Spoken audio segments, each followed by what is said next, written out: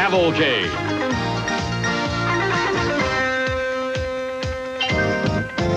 A panorama of speed, color, drama, and excitement.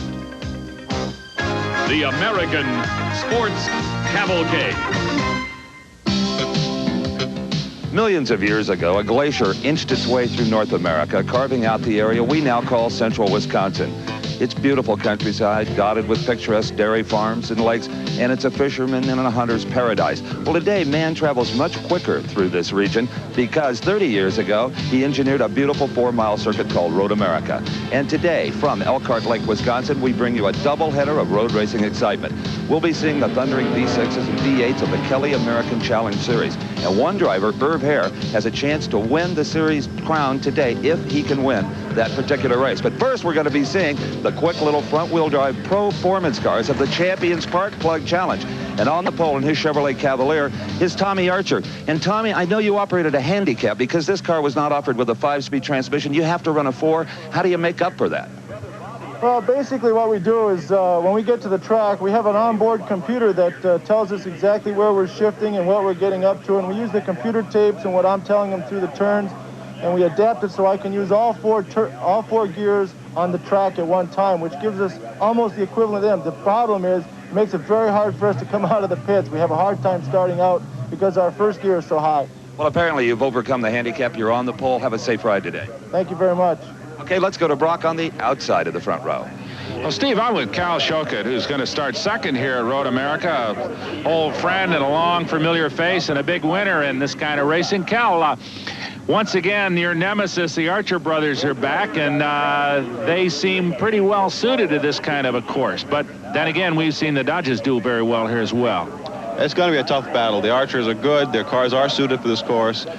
So is our car, and may the best man win. There was a little, what they call a banner, I guess, on the back of a truck. It said, "Same bowl, different day." Maybe this is what it is. Well, we sure hope so. It is going to be an interesting race. These cars are so evenly matched, and this long straightaway, I'm sure, is going to spell a little bit of a difference for the faster, stronger cars like yours. Yes, I hope so. Brakes are very important here. Handling is important, and horsepower is most important. So we trade off back and forth, different advantages back and forth. So it's going to be a close race. Well, we look forward to it. Good luck, Cal. Thank you very much. Okay, Steve. Brock, I'm with the third quickest qualifier, the Acura of Doug Peterson. And you'll recall a couple of weeks ago, as I'm sure Doug will, in Sonoma, California, Tommy Archer was leading that race, and you just dogged him till he made a mistake. Well, yeah, we hoped that the lighter weight of our car would pay off in the long run over the 45-minute race. It turned out that we were just a little better balanced than the chassis setup at the end of the race, and were able to get by him. This is more of a horsepower racetrack than Sears Point. How do you fit there? Well, I think that it will be tough to beat the Chevys and the Dodges because they're, like you say, it's a fast track, and they've got the horsepower and the straight line speed on us here. But our car's a little lighter, and maybe the brakes will pay off in the end again. All right, good luck to you. Again, let's go to Brock. He is with the car flanking Doug Peterson. Well, Steve, I'm with a fourth-place starter, Phil Kern, a veteran of the sports car wars, and his Dodge Daytona is painted up exactly like the one right in front of him. His teammate and partner, Cal Shokett. Phil, at least you'll be able to follow that black and orange or yellow car around a racetrack for a while, and I would imagine, though, you got better things in mind than that, though. Well, I'm supposed to follow Cal, let him win, I'll be second. Keep anybody from hurting him. If he should have any problems, though, he's going to wave me by, and I'll take the win. But I think it's going to be Dodge Daytona first and second today. Hopefully Cal first, me second, but it may change. Inside of row number 3 is Bobby Archer, brother of the pole sitter, a little further back than he wanted to be. It'll be tough for him to link up with his brother in their famous chain. Dennis Shaw, the defending series champion. Dennis, in a Mazda GLC, is outside row 3. And another Mazda, Steve, is a real contender from Sacramento, California, Dave Jolly. He's a legislative and educational consultant in the state capital out there, and won a race earlier this year in Laguna Seca, California. Well, here is a Mazda stalwart, Amos Johnson, in car number 7, Raleigh, North Carolina. He'll start outside of row number 4, has raced Mazdas in a number of different road racing classes.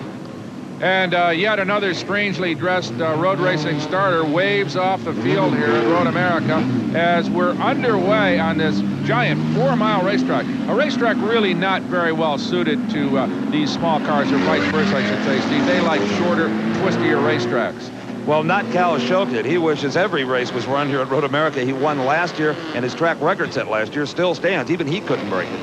Well, remember, Steve, that the Archer brothers were longtime campaigners in this series in Renaults, and then after American Motors dropped out of their competition program, they were taken up by Chevrolet, and the Cavaliers that the Archer brothers have brought here are now beginning to reach a stage of development where they are really serious contenders.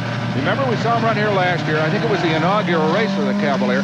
They showed a lot of power, but they really didn't have the kind of reliability that the cars now exhibit, and it could be a really good event between two cars that have almost equal horsepower on the straights. Right. If anyone thinks you have to run 200 miles an hour to be a professional racer to make your living at it, the Archer brothers have proved that you don't. They do this full time and do just fine, thank you. They even close their automobile dealership to do it. Well, so does Amos Johnson and Dennis Shaw. They're two full-time professionals with their Mazda team Highball out of North Carolina. And, of course, Cal Shokit with his two-car team, full-time professional operation.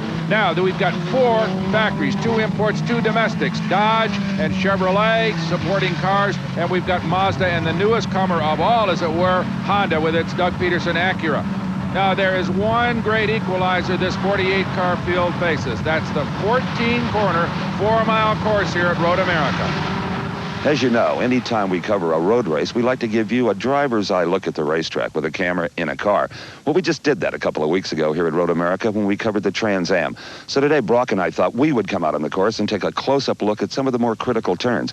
I'm standing at the entrance to turn number 1. Here you'll see a lot of braking and a lot of passing because it's at the end of the long pit straight. So the cars have come from their maximum mile an hour down to about 3rd gear to negotiate this good, hard 90-degree right-hander. And judging by the skid marks, not only will we see some passing, we'll see some cars off in the weeds as well.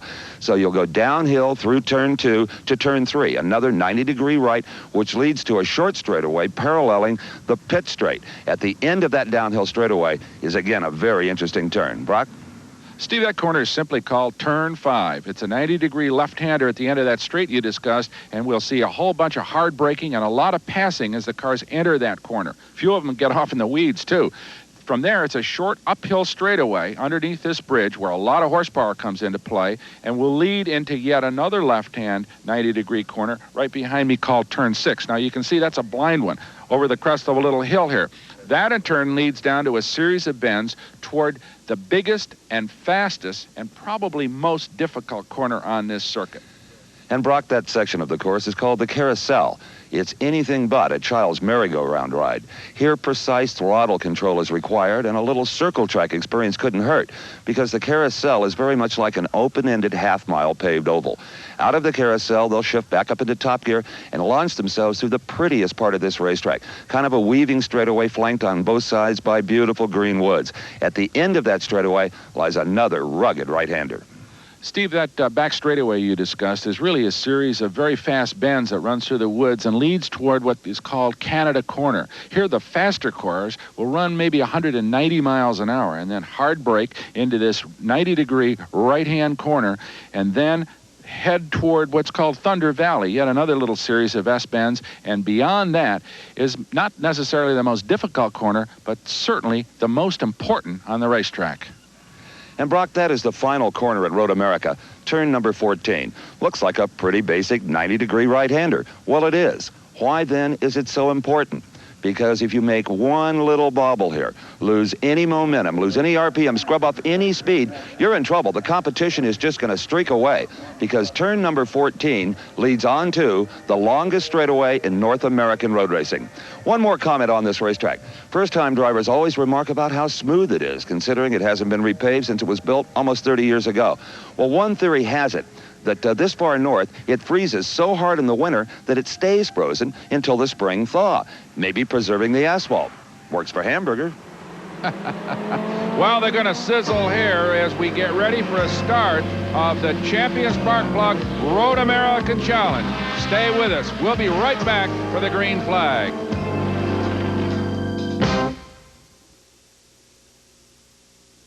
American Sports Cavalcade. We are just about ready for the green flag of our first race of the day, the Champion Spark Plug Challenge from Road America. I'm Steve Evans along with Brock Yates, and on the left of your screen, that's the Chevy Cavalier of Tommy Archer. He is on the pole. Cal Shogan should be moving up alongside him for the start. Shogan in the black and yellow Dodge. Well, up the hill they go, Steve, and at the crest of that hill, they should see the green flag. Now, I mentioned we ought to make one thing clear. I mentioned when we did the course description that some cars here will hit up to 190 miles an hour. Not these guys. These are much slower race cars than the big prototypes that also compete at Road America on occasion. But I would say about 125 to 130 for these smaller engine automobiles. But very tricky cars to drive. They are all front-wheel drive. The one thing you learn, don't get off the throttle in the turns or you can get in trouble. We have got a green flag. Let's see who wins the drag race between Cal Shogan of the Dodge, Tommy Archer in the Cavalier. That is Archer on the inside. He'll have that position, the favored line through turn 1, unless Cal can get ahead of him here. No, he will not. No, under braking, it's going to be Archer through turn 1. Cal dives in right behind him. Doug Peterson up into third. That is Dave Jolly, car number 81. That is a Mazda. He is off, but trying to find a way. He's trying to cut into the traffic somewhere. That's right, like he's on an on-ramp on a freeway. As we watch the two leaders, that was a tough break for Jolly. Remember, he started up front, but now he's fallen way, way back. As look at this, Shogan is moving past, yes, he's gotten by Archer in turn number 4, heading down the kind of back straightaway that parallels the front straight, just behind the pits. So, with less than a half a lap completed here, we got a new leader, Steve. And Cal Shogan played it very cool there. He didn't try to press it in turn number 1. Oh, and we have got Tommy Archer sideways. Dirt tracks it. You ever tried to dirt track a front-wheel drive car? You just saw how it's done. First, you lock the brakes up going into the corner. So Tommy loses a position to Doug Peterson in that Honda Acura, which is now up into the second spot. And that Acura has won the last 2 races on the circuit, Portland, Oregon, and Sears Point, California. But as you heard Doug tell me on the grid, he may be at a disadvantage here from a horsepower standpoint. The lightweight not enough to make up for the horsepower advantage Cal Shogan has. Dennis Shaw has now moved into the 6th position in his Mazda GLC, just behind Phil Curran. He's the champ, remember, won it last year with consistent high finishes. Now, Doug Peterson in the Acura Integra in the number 48 car is right in front of Tommy Archer, trying to recover from that bobble in turn number 5. But let's not forget Peterson. He talks about being down on power, but believe me, that little 1.6-liter engine. Oh, Archer sideways again. Tommy Archer off into the dirt one more time in turn 11A. That's a rare instance. Both the Archer brothers, very consistent. But remember now, they're ice racers, Steve, so they're used to driving sideways, and Tommy recovered pretty quickly. But it gave his brother Bobby a chance to move up right behind him. There he goes again. Off the racetrack, and it certainly cannot be brakes. They couldn't be fading this early in the going, or tires for that matter. I think it's just him trying to catch Cal Shogan. Well, he is giving it everything he's got. Bobby, look at him. Lock those rear brakes up on these cars. Remember, you get all that weight transfer forward, and you tend to lock the rear brakes up on front-wheel drive cars. That is Bobby Archer now ahead, and getting a draft is his brother Tommy. The brothers have discussed it. They would really like to see Tommy in the winner's circle as opposed to Bobby. He could clinch the series title. Well, this is familiar formation flying by the Archer brothers. And look at this. Phil Curran making a move down the inside in the 0 car. And now it's 3 abreast into turn 1. And it's Tommy who takes over the 3rd place spot, moving right between Phil and his brother Bobby. Good move on the part of Tommy Archer. Well, considering how much time Tommy has spent off of the racetrack, it's amazing that he's in that 3rd spot. Well, he is a very, very hard young driver. These two guys like to hook up and draft each other using the speed potential of 2 cars, theoretically better than 1, to stray ahead. Here comes Curran again. Boy, Phil wants to get by these 2 guys, going wide through turn number 4. Let's see if he... Now it's a question of just hard braking. Remember, though, these Cavaliers are a little bit lighter than the Dodge, and you can see Phil has to back off, getting set for that hard left-hander and heading up the hill. Remember, last time Tommy was off in the dirt. This time he's a lot cleaner through the corner, so he's getting... Brock, we've got a blown engine. That is the number 6 Mazda of Dennis Shaw. He blew the motor, started sliding around on his own oil, and just took it off into the grass. The defending series champ is out of it early.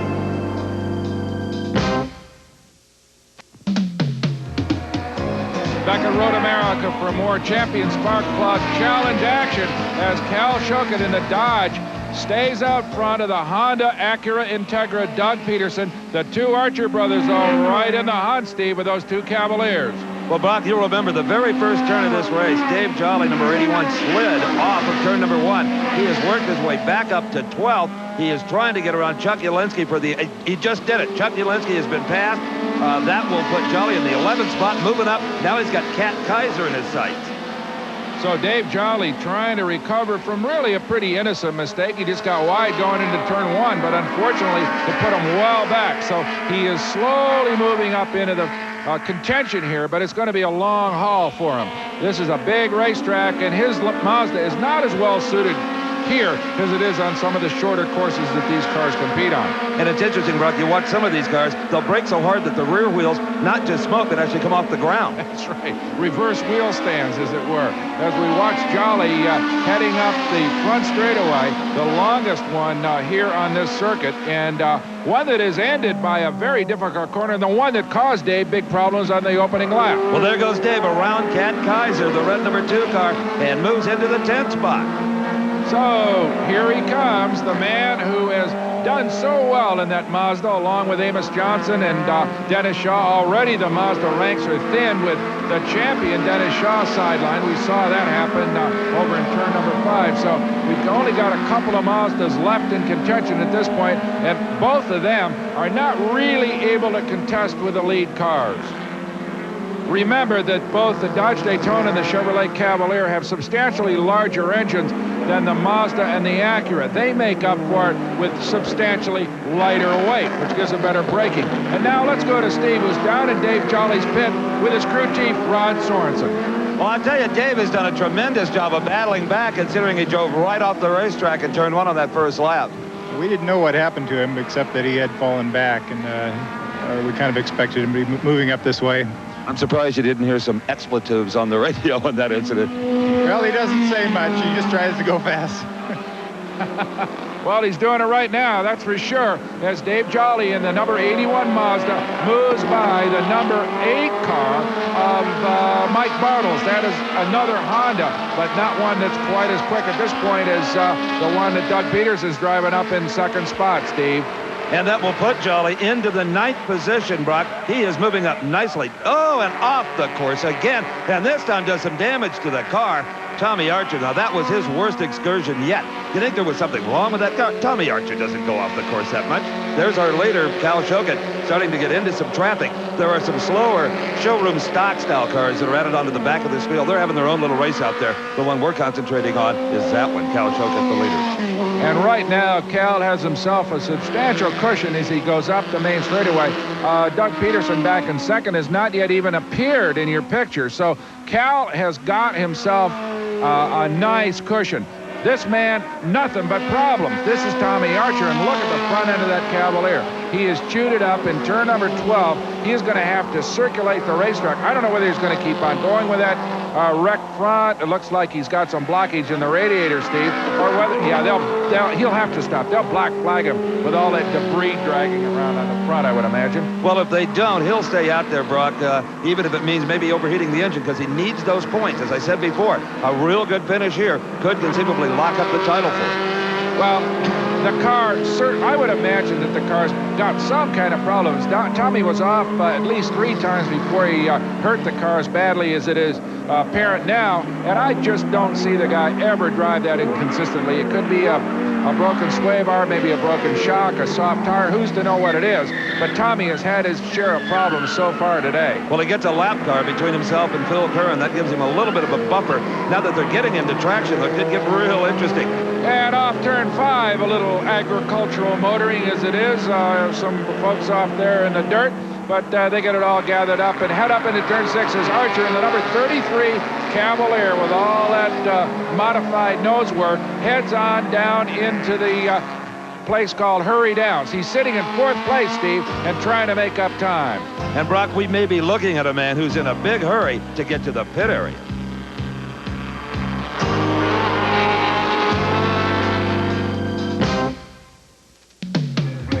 Well, Well, Tommy Archer may have qualified as number 33 Chevrolet Cavalier on the pole, but he's in the pits now with some severe front-end body damage.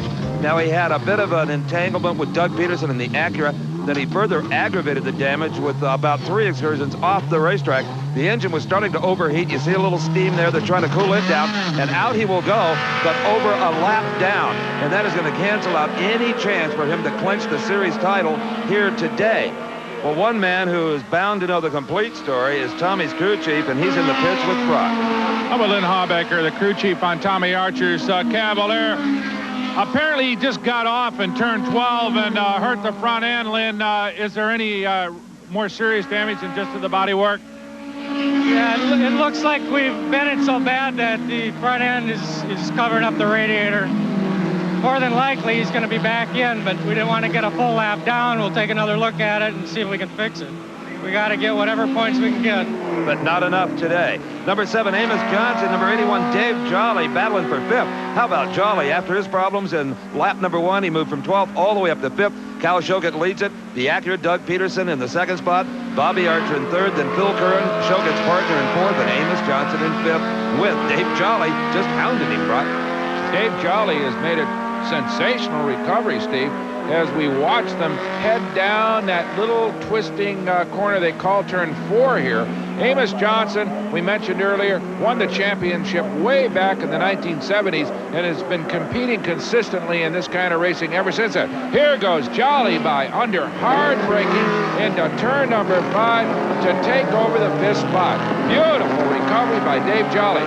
Well, you know that Jolly would like to move up at least one more slot, but he can't even see Phil Curran, who's riding in 4th. That may be tough to do. Well, Steve, whether or not he moves in to take over a higher spot or not, already Dave Jolly has won the Norelco Cup, which is awarded in every one of these races by the press to the driver they feel has done the best job of driving, and certainly the recovery that he has made to move into the 5th spot qualifies him for that award, and it's a pretty terrific accomplishment. As we watch Cal Shokett just flying low, all alone on the racetrack. Those are lap cars ahead of him, heading through Canada Corner and down into Thunder Valley, and unless something really serious happens to that Dodge of his, I don't see how anybody's going to catch him.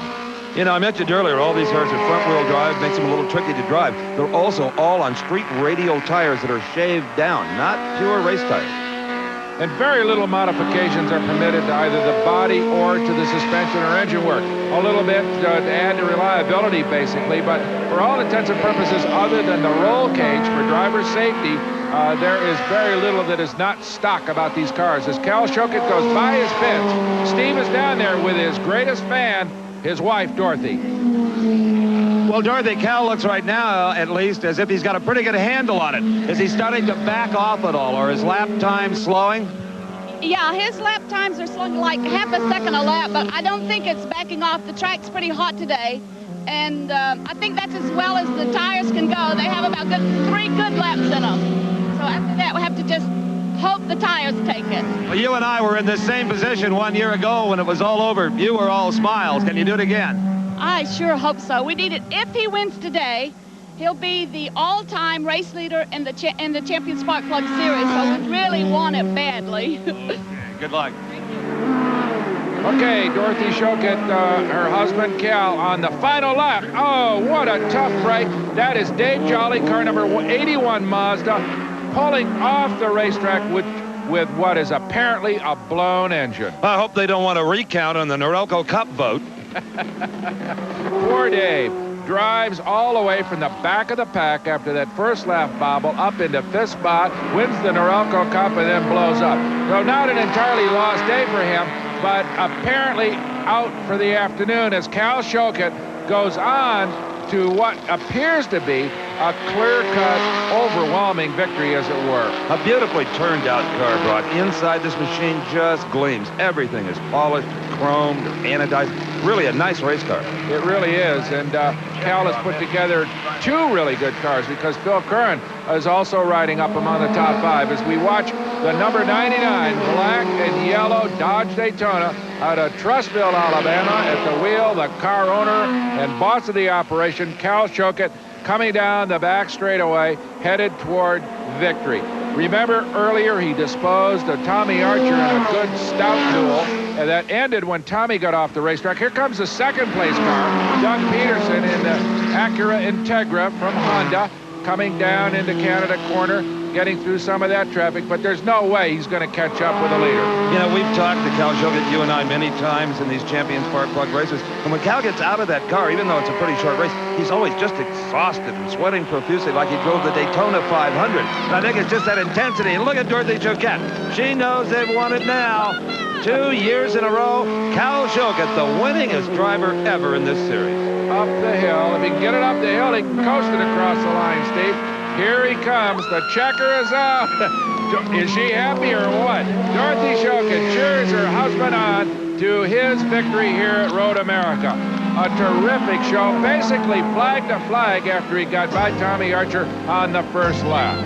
And Dorothy Choquette sharing her elation with Dick Maxwell of the Chrysler Corporation. A big win for Cal today.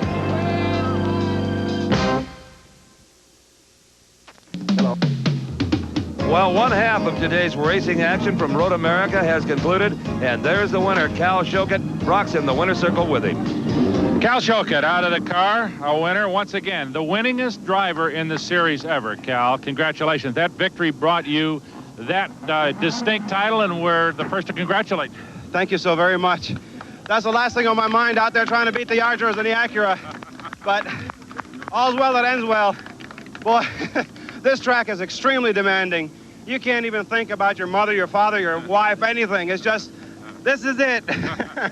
All of a sudden, Tommy was gone. Did you see him go off and breathe a sigh of relief? Although I'm sure you knew that Peterson and Bobby were right back there to take up the gauntlet.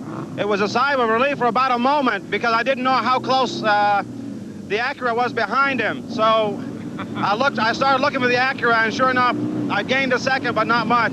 But it did give me enough time to cool off my tires because they were going real bad. And the brakes were bad, so it was a relief, believe me. Just quickly, Cal, tell me how you got by into the lead. Top end. The Dodge Daytona's got the most beautiful aerodynamics you can find anywhere. And I used it to advantage. On the back straightaway, took the lead, and that was it. I was not about to give it back. Well, congratulations. We're delighted. Thank you very much, Brock. Thank you. Well, you can just hear the intensity pour out of that man. Cal Shogett has won here today in the Champion Spark Plug Challenge. Number 2, Doug Peterson. Number 3, Bobby Archer in the Chevy. Then Phil Curran and Amos Johnson. Right now, Brock is with a guy who really put on the best driving show today, but may have hurt an engine in the process. Steve, I'm with Dave Jolly, whose excellent driving in the race brought him the Norelco Drivers Award, first of all, but I suppose that was offset by a little bit of a disappointment when that engine let go on you. Yeah, it was. The first thing we'd like to do is finish the race, but it is nice to win the Norelco Drivers' Cup, and I'm glad we did that for the crew in particular. Dave, you got off, and as I understand it, in turn 1, got a little bit wide, and then had to come back and got it all the way up to 5th place. Was there any warning at all before it let go? No, not out here. In fact, we were in 4th gear pulling strong, and it just popped right in the middle of the power range. And actually, at the start of the race, I got bumped. I got knocked off the track. One of the other competitors kind of got a good start from the back, and I think he forgot to step on his brakes and hit me good and hard and set me off. So we started from 17th, and it had to work up. So. Well, it was a great recovery. We're sorry it ended like that, but again, our congratulations for the Cup Award. That's a coveted award, and we're doubly proud that you got it. Well, I'm glad, like I said, glad to win it for my team and glad to win it for Mazda. And we're sorry you didn't finish. Thank you. Thanks, Brock. Well, let's take a big jump on the horsepower scale and apply that power to the rear tires. The cars of the Kelly American Challenge Series are on their pace lap. That's Dick Danielson on the point. He qualified on the pole. And just behind him is the Olds Tornado, Herb Hare carrying our onboard camera. Right, Steve. That, of course, is built as a front-wheel drive car, but converted here under these rules to rear drive. Dick Danielson out of Heartland, Wisconsin. This is kind of his home track, and Dick has really done a good job in preparing his Buick Somerset and put it on the point here. This is primarily a General Motors field. There are only 2 Ford products. The rest of the cars, either Buick Somersets, old Sierras, Tornadoes, that sort of thing. They're all basically stock American cars, really like NASCAR stock cars. Short track stock cars, really. Right, kind of a compilation of NASCAR and ASA, a little bit of Trans Am, a little bit of IMSA GTO, a little bit of everything. They're real good first-class racing machines. Right, Steve, a little heavier steel bodies and steel wheels. but these cars have produced some fine drivers. Lynn St. James, Clay Young, who's in this field, Tommy Riggins, and Craig Carter. They have all moved on to more advanced competition in the IMSA ranks, and I'm sure it's going to produce some more stars as well. Kelly races, as you know, Brock, are usually sprint races about the length of the champion race we saw earlier. Not so today. This race is long enough, it's going to require a pit stop. And a lot of these crews are a little uncomfortable with that. That's not something that they do, and they have to gather up personnel that maybe they wouldn't ordinarily bring along with them. Right, Steve, a concern for everybody. In particular, Dick Danielson, who along with Irv Hare will start on the front row. Earlier, Steve talked with Danielson. What about your pit stop? What kind of a crew have you put together for that? Well, it's be my regular crew, and we're not really used to this kind of pit stop stuff, and it's kind of new to us, but we've been practicing all week long, and we hope to be able to be as fast as the rest of them. Irv, is there an Achilles heel or a weak link in a Kelly car in a race of this length? Anything you really have to worry about? Not really. I can't quite understand why we've had kind of a problem here at Elkhart Lake. Last year we had an ignition failure, just things that don't normally crop up. Now, other places like at Lime Rock, we finish every year. So it's just kind of something that a little cloud over our head here at Elkhart. So we're going to try and be a little conservative and see if we can make that cloud go away. And he can win the entire series if he wins this race here today. Part of the thrust of this program is to encourage female drivers, and the series has done a good job of doing that. Two of the best are here today, Patty Moise and Robin Dallenbach. Earlier, Brock and I had a chance to talk to both young ladies. I'm with Robin Dallenbach, who'll start 5th on the grid here at Road America. And first of all, Robin, 4 miles around here. I remember when you were running under your maiden name, Robin McCall, and I saw you run on half-mile asphalt ovals a long way from there to here, isn't it, in terms of at least track distance? Yes, it's been a long road, and I really enjoy road racing, and I hope to stay in the Kelly season for next year also, and it's just been great. I've really enjoyed it. In the Kelly series, there has always been a cash bonus to the highest finishing female driver. Well, a few weeks ago in Portland, Oregon, this young lady, Patty Moise, collected the top prize. The first time you've won, the first time any female driver has won in the series. That's right. It sure does beat second by a long shot, I can tell you. Does this distance intimidate you at all? You mean a 4-mile track here or a 2-hour race? Yeah, the long race. Not really. We've run here 2 hours last year, and I did it by myself there. We didn't finish. We missed finishing by about 20 minutes, unfortunately. We were running really well. This track is a fairly easy track as far as there's a lot of straightaways. It's not tight like Lime Rock was, which we had a 2-hour race there. So it's really not a problem.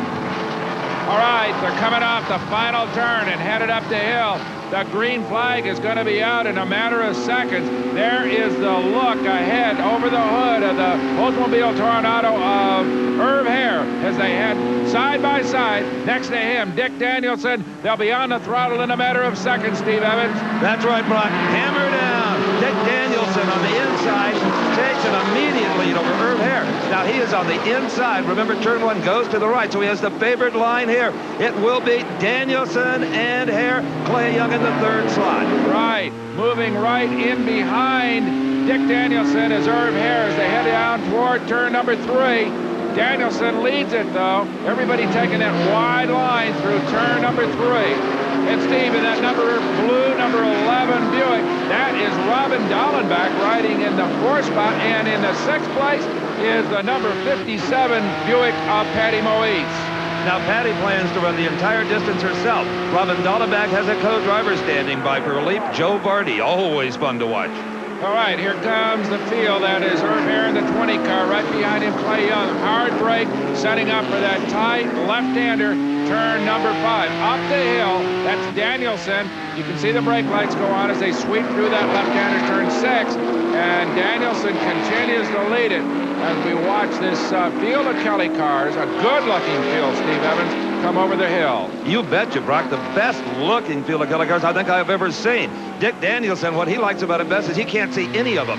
He is out in front, but for how long? Irv Hare in the O's, you can see him working that steering wheel. Everybody may be settling down a little bit on this first lap. I think the second lap, you're going to see some fireworks. Here's the big carousel, that right-hand sweeper that you talked about at the head of the show. And you notice that Irv is up into 3rd gear as he goes through there. He'll shift up into 4th as they head down this long back straightaway. Really a twisting series of corners. down through the trees, as here comes Dick Danielson, right behind him Irv Hare, and then Clay Young in the Pontiac Trans Am sitting in the third spot. Coming into Canada corner, turn 12, you see two downshifts there into second gear as Irv Hare pulls right up on Dick Danielson. Now he's in second. He'll shift up on this short little straightaway right there into third gear. You can hear Irv Hare's General Motors V6 screaming under the hood of that Toronado. In years past, most of these cars have carried V8s, but the trend toward V6s has been preeminent here in this Cali series, and now most of the front runners are running the smaller displacement, higher revving V6s. Well, if you want any factory cooperation, especially Oldsmobile or Buick, you're going to run a V6 because that's where they are putting all of their technology. Absolutely. As they crest the hill beyond the start-finish line and down into turn number 1. There go the brake lights on Danielson.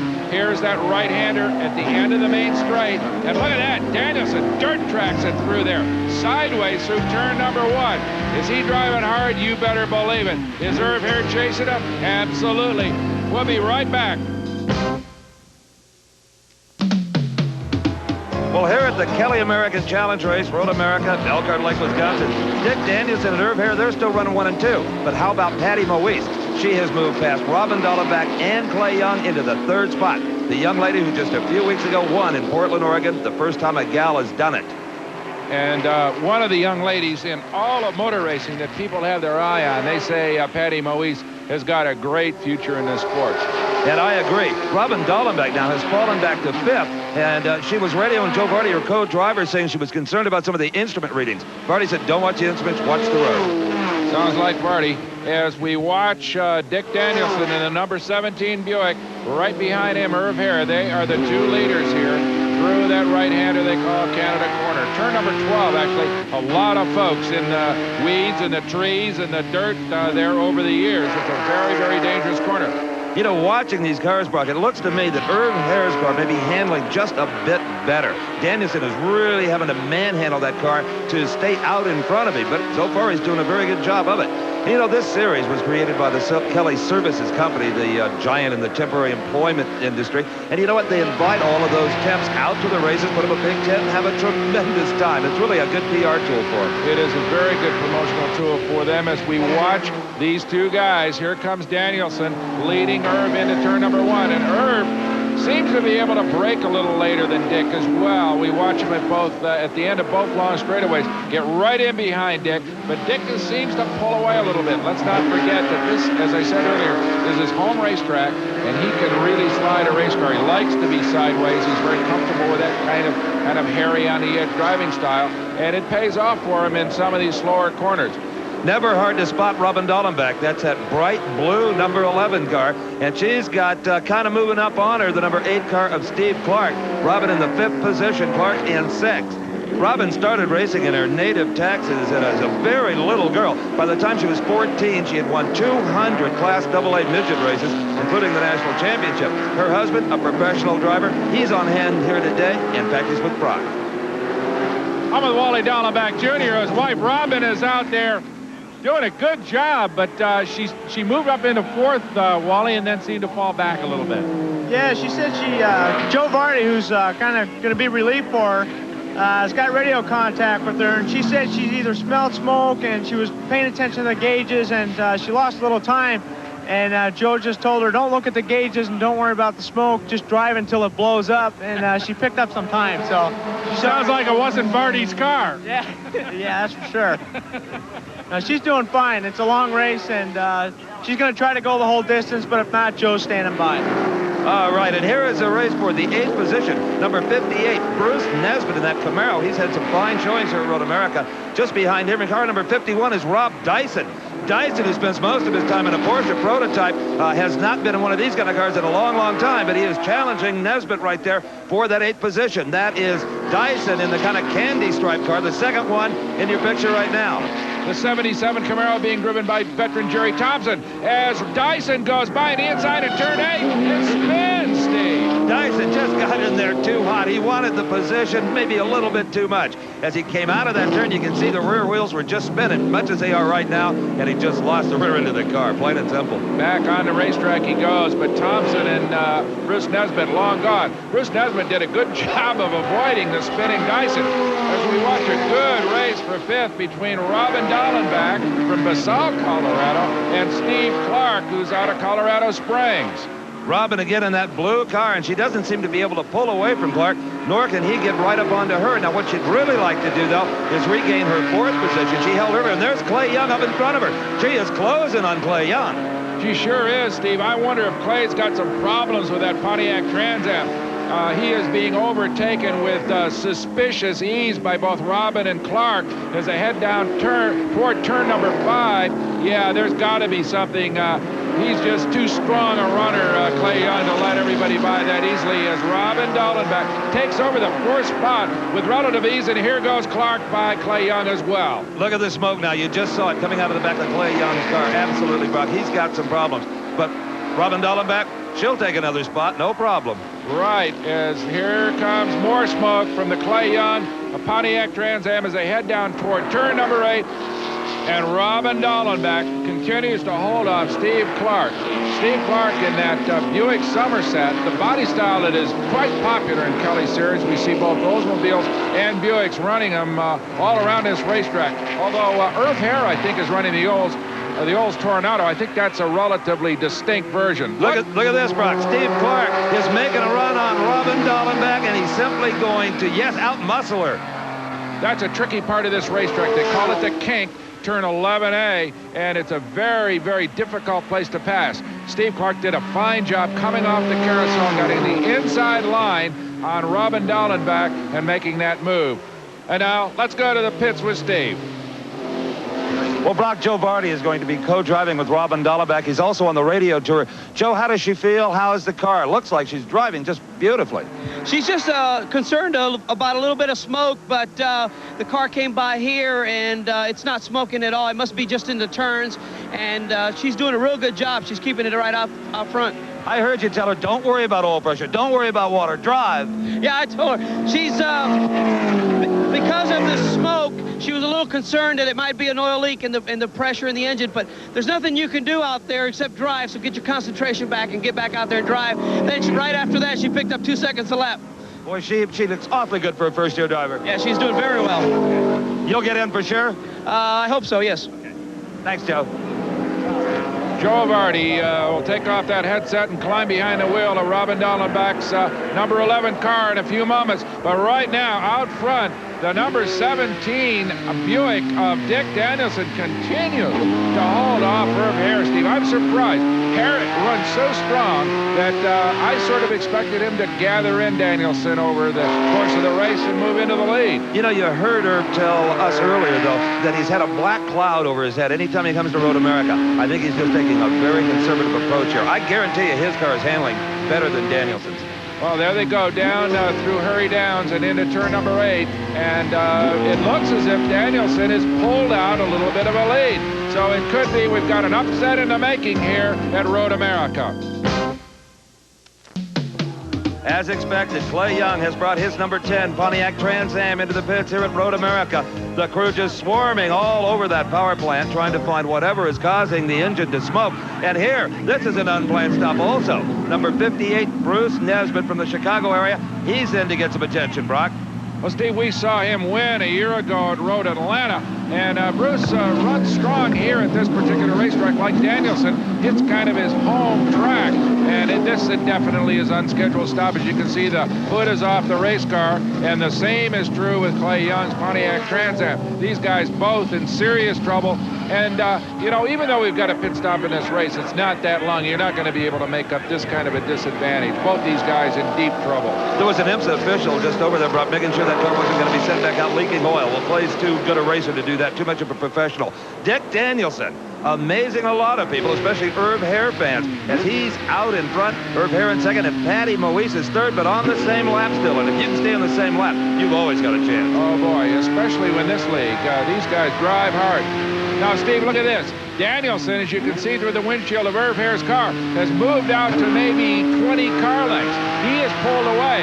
A lap ago, remember, we saw these guys almost bumpered nose to tail. But right now, Danielson pulled way out on Irv Hare. Well, I had suspicion that maybe Hare was taking it easy and kind of letting Danielson stay out there, but he better start closing that gap up. Danielson could get away from him. Absolutely. We've got a lap car in between them now, and that is Paul Gentiluzzi in the number 71 car. He is off at turn number 5. No real problem for Irv Hare, although if he spun just a little bit later, Irv might have collected him. Well, let's see if it slowed up Irv Hare's pace at all. Yes, it did just a little bit. Danielson extends his lead. Here comes Danielson down the hill and hurry down toward turn number 8 and sideways as usual. Dick really giving that car a good ride today. Well, all of that sideways action, it's fun to do as a driver and it's fun to watch for us, but it certainly is hard on tires. Well, it's possible that Dick set the car up loose and it won't pay a penalty as far as tire wear is concerned as he comes off the carousel. This is the race for 7th spot, Steve. That is Mike Ciasulli in car number 18 and Donald Axman in 91 right behind him. Yeah, Ciasulli is in that 7th spot. And Axman not all that far behind. You can actually hear the tires squeal as they come through the turns. Tire wear is going to start to be a factor in this race. Well, don't forget, everybody's got a stop to make, and the big factor, of course, will be the speed in pit stops. It's interesting to note that David Ift is the crew chief of Patty Moise, a longtime NASCAR Grand National crew chief and veteran, and that could pay off for Patty in her stop. Right now, Donald Axman sitting down there in the 8th spot, sliding off the turn number 5 and up the hill, still trying to move on Mike Ciasulli in this pretty number 18 Pontiac Trans Am. I would suppose that both Mike and Donald are pretty typical of the semi-professional type drivers that are running in the Kelly Series. It's a good place for them to jump into heavier competition in either IMSA GTO competition or the Trans Am. And now let's go to the pits with Clay Young, who's out of the race. Well, Clay had a strong qualifying run, sitting pretty on the grid, in trouble early. Yeah, we must have broke some rings or something, got a lot of oil in the cylinders, and fouled a couple of plugs. And when you do that, it's pretty much over, you know. Well, when it starts missing, the first thing you usually think about is an ignition problem. It looked like that's what the crew tried to fix. Well, we put some new plugs in, but there was so much oil getting in the cylinders. It must have broke a rings, only a couple of rings, only we figure out. 4 and 8 was oiling real bad, and it just fouled the plugs out. So there's, you know, it'd make about a half a lap and it'd foul the plugs, so it's time to quit when you do that. All right, back to the race for the lead, as it has been from the very start of this event. Dick Danielson manages to hold off Irv Hare up through Thunder Valley, but I'll tell you what, Steve, Irv has made up some of that distance that he did not enjoy for a while. Look at Danielson sideways through turn 14, and that cost him a lot. Oh, indeed, Brock. That could cost him the race when it's all said and done. That was a little bobble that we talked about at the top of the show. If you get in trouble coming out of 14, that long straightaway is going to burn you.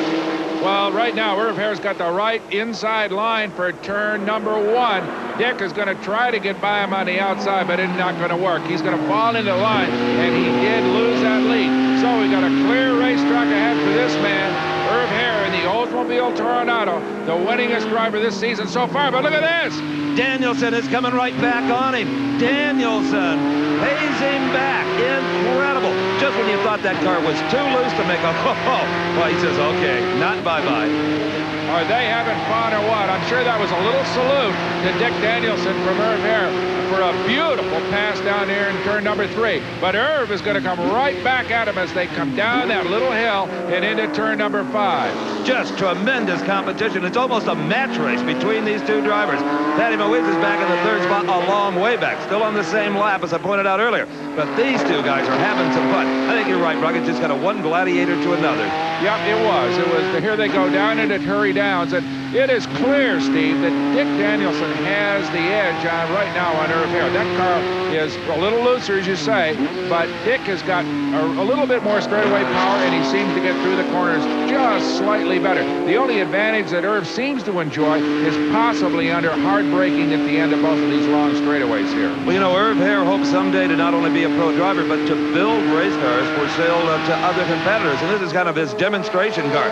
He'd like to win a race and always do well, and hopefully hopefully when he gets that business established, he'll have a good reputation. Well, he certainly has shown that he can build excellent race cars. So far this season, he is, as you know, leading in the points. All right, down that long back straightaway, twisting through the trees. Notice how close the trees are here. Hard break for turn 12. Here comes Patty Moise in the red and white number 57 Buick. She is in third spot, as you said, Steve, but really well back. And Patty Moise, one of the nicest gals you'd ever want to meet. Always very friendly, very, very good with the fans and the fellow racers. Just a neat lady from the state of Florida.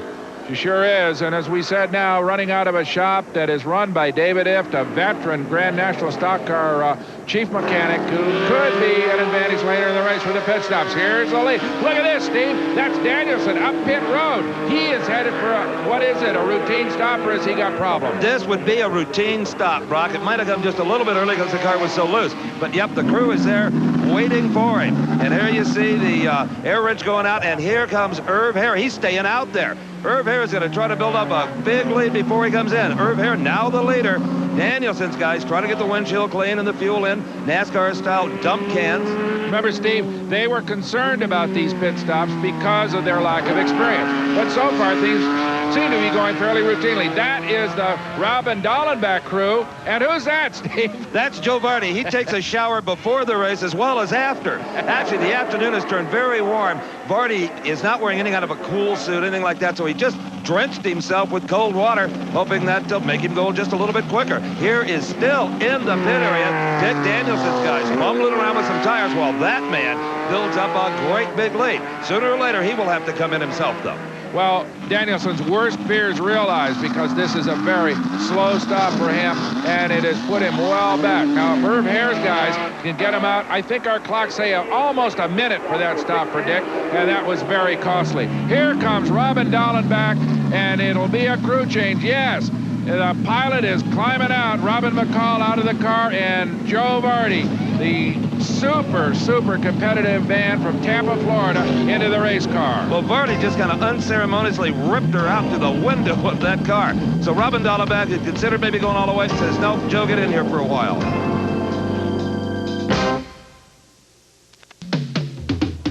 Hi, I'm Brock Yates, along with Steve Evans. We're back at Road America for the Kelly American Challenge, where this young lady, Patty Moise, in her Buick Somerset Regal, is sitting in second spot, right behind the new leader, Irv Hare. Both drivers having moved up in position with the pit stop, the long pit stop, of the man who led it almost from the start, Dick Danielson. So, we've got some changes in the works. We've got a pit stop coming up for her. Let's go to Steve with Robin Dallenbach. Well, Robin, Joe would have opened the door for you had there been a door. Otherwise, he had to just drag you out the window. Good job. And they're awfully rough. They just tear the cords and throw you out. But I was having a good run. The car felt real good, and I feel fine, too. Early on, it sounded as if you were getting concerned with the readings you were getting on the instruments, and Joe said, forget it, Robin. I know. Well, there was an oil leak, and every time I'd make a turn, the smoke would come up, and I was a little concerned that the gauges were okay. He said, if the gauges are fine, just go for it. I said, okay, and I was having a real good run with that number 9 car. We're having I'll fun. say you were. We were watching it. Did you, any consideration of co-driving with your husband, maybe? I don't know. I'd like to. Maybe some GTO or something. I'll tell you, you got the right guy in there now. Old Jungle Joe will get it done. Yeah, Joe's a real good driver, and I think we ought to finish pretty good. Nice job. Thank you. Well, we'll second that. As another lady here who came into the pits in second spot completes her pit stop. That is Patty Moise's Buick with her crew doing a good job on there. You can just tell the way these guys move. They've done it before. 4 tires going on Patty Moise's car. She'll be well armed with rubber. Out she goes, freshly fueled, freshly tired. That was really a quality pit stop any NASCAR team would be proud of. Brock is down in the pits with the man who orchestrated it. I'm with David F., the crew chief on Patty Moise's car. And, David, I know I've seen you do a lot of Grand National stops, and that was a pretty presentable one. We got you right around 30 seconds. I think we're allowed to use a little more equipment here than in the Grand National. She's running pretty strong. What's she telling you on the radio? Well, we're about 30 seconds back. Maybe these 4 tires we put on will help us. Well, the extra equipment David referred to included an extra jack. They only allow 1 in NASCAR. Now, Patty has gone back out onto the racetrack, and she is in third position. So she lost second on the stop. And there's the leader, Irv Hare. He has not stopped yet. He is staying out there and just continuing to pile up that lead. Dick Danielson is back out on the track, but he lost so much time in the pits, Brock, that we're just not enjoying that good match race we had before. Well, a tough break for us, Steve. We've lost the in-car camera that Irv Hare is carrying, and we sure appreciated Oldsmobile and all the guys on Irv's crew that helped us put that camera together. It sure produced some great pictures while it was working. Remember, among the leaders, Irv Hare is the only one who has not yet stopped. Danielson stopped a long one. Patty Moise stopped a good short one. She is now sitting in third spot. So what faces Irv Hare is a stop that could decide victory or defeat here. Let's go to Steve in his pit. Brock, I'm with Irv Hare's mother, Annie. Annie, you must be getting awfully good tire wear to stay out like this. Well, our chassis is working really good, and all during practice and every time we were running really mild temperatures and everything, so our tire wear would be a lot better. And it obviously is. Will they change 4, do you think, when he does come in? I don't believe so. We're going to check the left side, and that's probably the only thing we'll change, if we do that even. Thank you, Annie. And as we all know, Patty Moise had a tremendous stop. They're going to need one here in Irv Hare's camp. Now here's an unexpected stop. Dick Danielson, the number 17 Buick, in again. That is very costly and surely unscheduled. This could definitely cost him second spot because Patty Moise is closing right now, and unless he gets back out real quick, he's going to lose the runner-up position here. Indeed, Patty Moise is out on that racetrack. Here she is, coming out of Thunder Valley, headed into turn number 14, which will point her up that main straightaway. She will see Danielson in the pit. Danielson urging the crew on. The car is back down. Let's see who will get out on that racetrack in second position. Will it be Patty Moise, who's charging down the front straightaway, or Danielson? He's underway as well. Here's Moise. Danielson a few car lengths in front of her. He retains second spot. Well, Patty Moise definitely had a door of opportunity open for her. She just couldn't quite capitalize on it. Danielson gets back out there in time. Brock Yates is down in the pits with one of Dick Danielson's crew guys to try to find out why they had to make yet another stop. I'm with Bill Wilcox, who's on the Danielson crew, and it was a quick stop. Wally, what exactly did you have to do with the car? We've been having some gearbox problems, mainly somewhere between the shifter and the shifting and the transmission. Something's got stuck and jamming. We've been fighting all weekend with it, and thought I had it licked, and it just popped up again, and boy, it's not good. You know exactly, you must have known exactly what it was because you were under there and fixed it pretty quick. It's starting to feel like we're getting some experience at it, but we just can't, we're having a problem getting Hurst parts, the shifter parts. There's some problem with getting new shifters and stuff, and we just can't get the parts. You expect you're going to have that problem again, or do you think they can go the rest of the way? I hope not.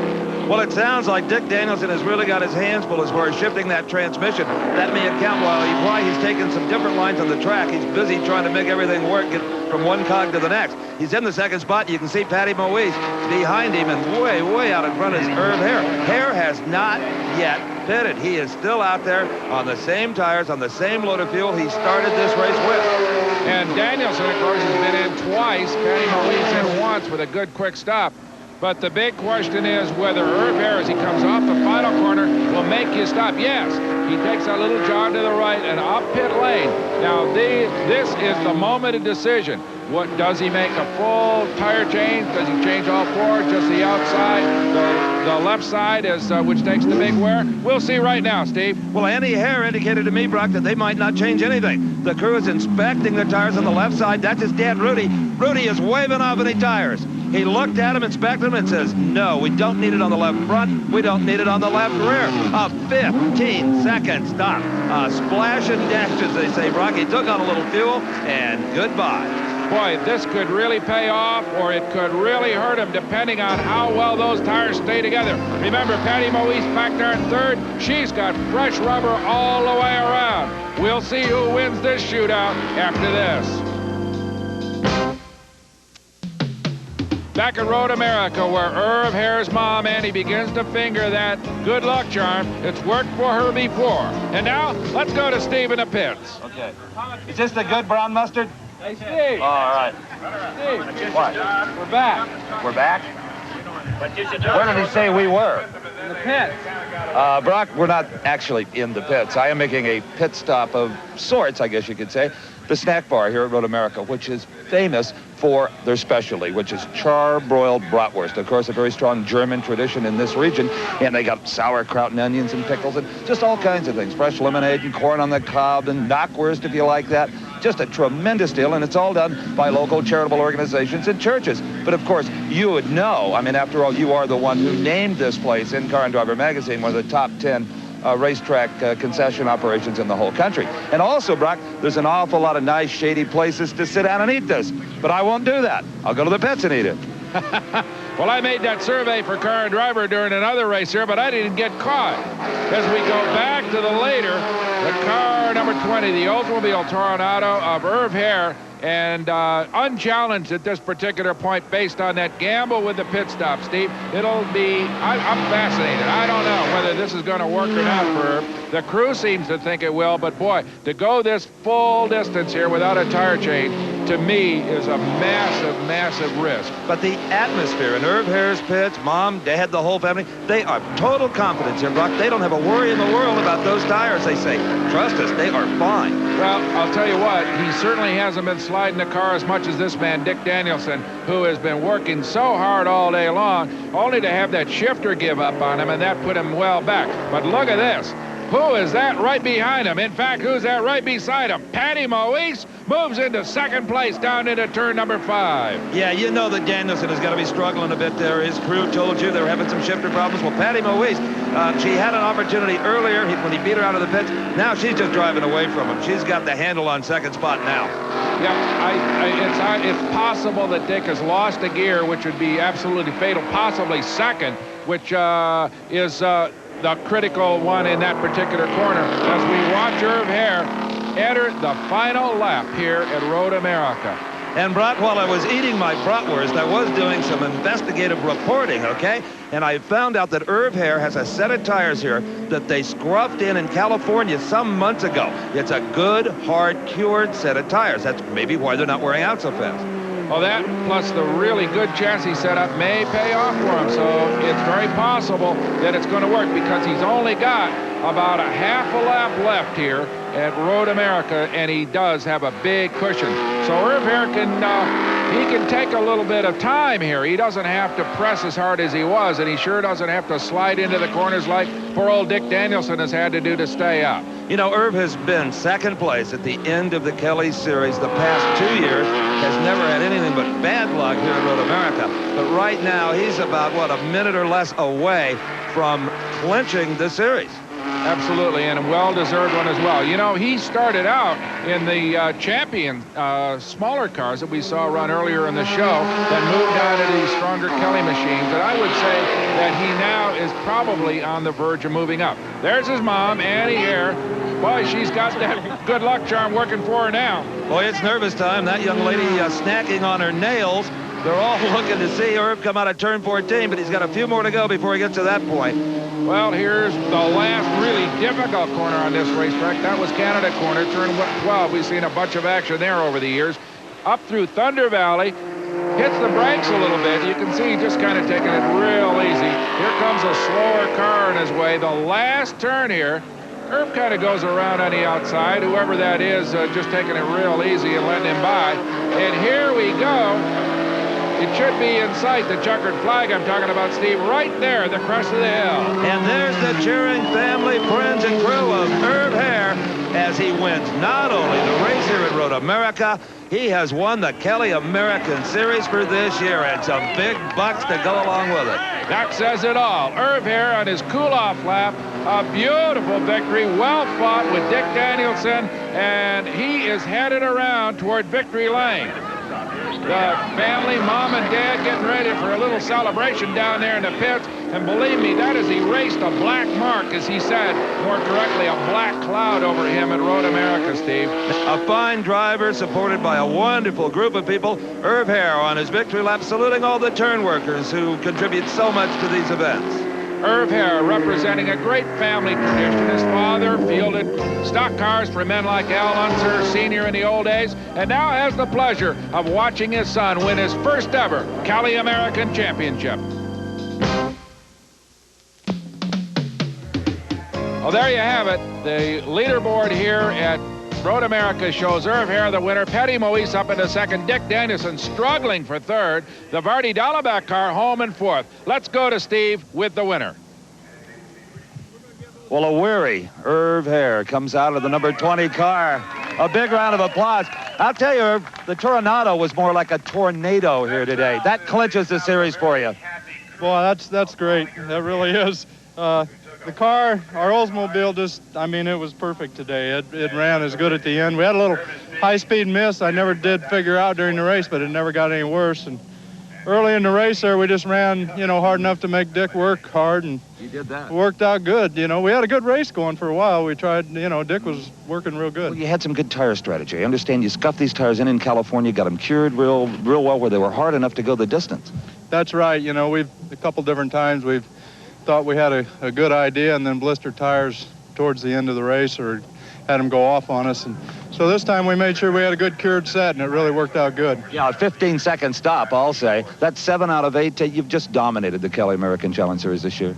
Yeah, it's been a good year. There's no doubt about it. We got the Oldsmobile's just been a perfect car for us. The crew has done a superb job, and ATS has been a great sponsor. The whole thing has just come together really well. Delco's, working with us on the suspension, and the car's obviously working well. So we got, we'll just keep trying to improve it and see if we can't keep going for a while here. Congratulations again, champion. Thank you. Appreciate it. Okay, let's go to Brock with the second place finisher. I'm with Patty Moise, Steve, who took a beautiful second place. I had a hard race with Danielson all day long, though. Yes, this is Dick's home track, and he is really set up for here. I was abusing the car, even trying to keep up with him, and frankly, we wouldn't have caught him if he hadn't broke. Well, you had a great stop about halfway. David Ift and the guys, I think it put you out with 4 fresh tires in about 29 seconds. We got on our watch, and it just doesn't get any better than that. They were fantastic. David and Ray and the rest of the guys that volunteered and helped out, my dad. It was perfect. That's their forte. They're ex-Winston Cup guys, and they really showed it here. Patty, you kind of resolved yourself to not being able to take Dick and just going to sit back there and finish third. Is that the sort of the way you decided near the end? I know you had about 10 seconds on him before he slowed down. Well, we're in the points race. I'm second in the points, and Dick is third, and he doesn't get that much if he finishes second ahead of me, and we just didn't have the car set up as well, and abusing it and running off the track would not have gotten me anywhere. So I was going to run hard and hope something happened to him, frankly, and it did. But we couldn't have caught him, no, I don't think. As usual, great race. Excellent work. Thank you.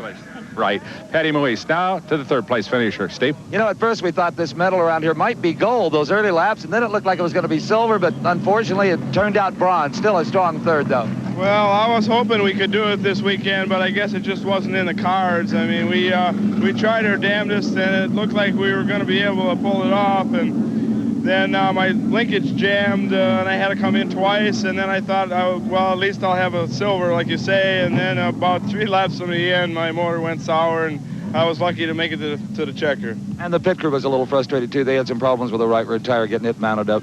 Yeah, well, we're not a professional pit crew, and we're not really used to pit stops, so, I guess just practice makes perfect. We'll have to try again next year. Well, we're wearing a medal, and that means something. Well, at least we ended up holding on to third, and I'm thankful for that. What a day of racing here at Road America. For Steve Evans, I'm Brock Yates. Thanks for joining us. The executive producer for American Sports Cavalcade is Harvey M. Palish. Produced and directed by John B. Mullen. Promotional consideration provided for and a fee paid by the Style Auto World Championship Team, the nation's premier source of fast lane fashions. Style Auto, the champion's choice for the style of your life.